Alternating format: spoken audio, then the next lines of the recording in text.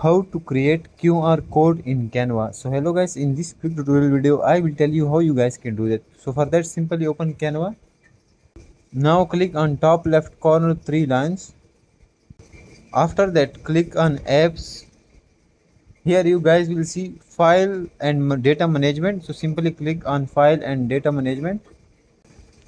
Here search for QR. Now click on QR code generator. Here click on second one, generate custom QR codes for printing and sharing. Now scroll, you guys will see use in new design. So simply click on use in new design. Here select any format. So I will select animated social media. Now here paste URL of your QR code. So I will simply write something random, but you need to paste your URL.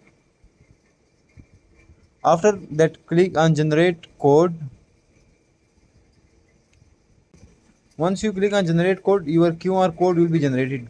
You guys can export it and use it for lifetime. Thanks for watching.